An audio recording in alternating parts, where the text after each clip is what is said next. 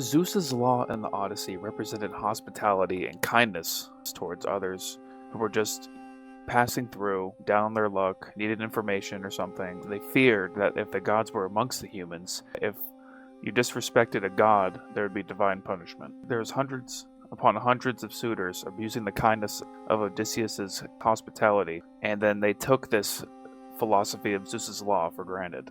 There was also this hysteria about the quote-unquote people from the sea, and this fear plagues literally everybody surrounding the islands of Greece that is present in the story. Just stay with me here, I'm going somewhere with this. The people from the sea are revealed to be nobody, actually. Just the same people that were supposed to be honored by Zeus's law.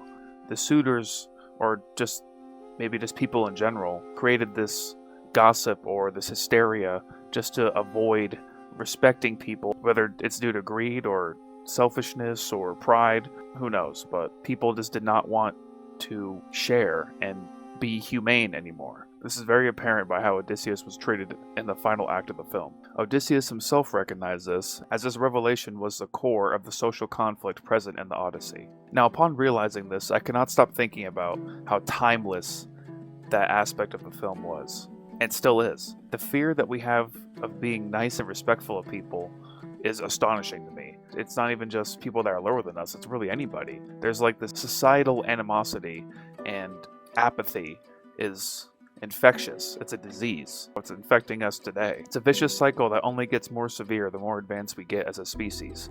Even if we were to learn from our mistakes, sooner or later, enough seasons pass and years go by to the point where we are right back to where we started, repeating our mistakes and our sins as human beings. Christopher Nolan is no stranger to exploring the philosophical paradox of human beings being the architects of their own destruction, how some of our biggest problems stem from our own decisions. However, this social conflict seems to be the most accurate in today's day and age. Whether it's rude drivers, rude customers, people with main character syndrome, egotistical influencers, general detachment, people without manners, people that are entitled, the list goes on and on and on. Now, I know I'm definitely not the first to notice our current social climate deteriorating right in front of us, because it's practically plastered all over social media. Whenever you or I scroll, every seventh reel or so is something that pisses you off, something negative, something cringeworthy, right? All these videos, these short videos we see, we might think nothing of it at first, but I think over time, it just feeds into our perception of reality. If everything we see online is negative,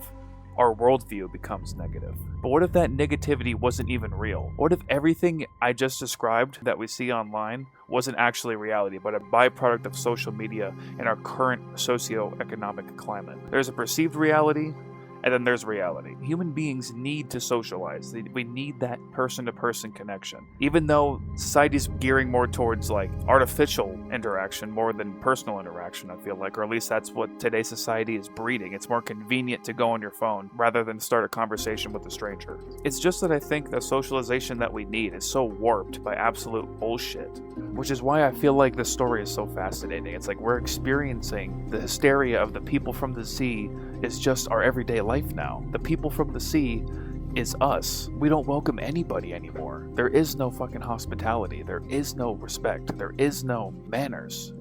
Everyone is just in it for themselves. And we need to stop treating ourselves like we're the main characters, and we gotta start thinking about other people as someone that is also a big part of the world that we live in, no matter how insignificant they might seem at the time. I bring this up because I realize how moralist people truly are, especially in this country, because all we seem to care about is bullshit. Beauty standards, steroids, fancy cars, clothes, collectible slop, trading cards, just fucking slop, just consumer slop. I swear, there's a different product every single day. If you think about a Labubu for more than 5 seconds, it doesn't make a lick of sense, and that thing is gone up just because a couple of influencers made it popular, and so now everybody likes it. And it's all just a byproduct of consumerism. And honestly, if you're into that shit, then I hate to be the one to tell you, but you're not going to receive any sort of long-lasting satisfaction with these collectibles or anything I just mentioned. All these substances. Odysseus survived the Odyssey because he had morals, and he thought for himself. And if all we care about is bullshit, this is exactly what the outcome is going to be. Just death or a lifetime of mediocrity. When you set genuine standards for yourself, you become a lot less gullible. And this giant distraction we call 2026 We need a sense of direction. Leave a comment if you enjoyed. I'll talk to you guys later. I'll see you in the next one. Peace.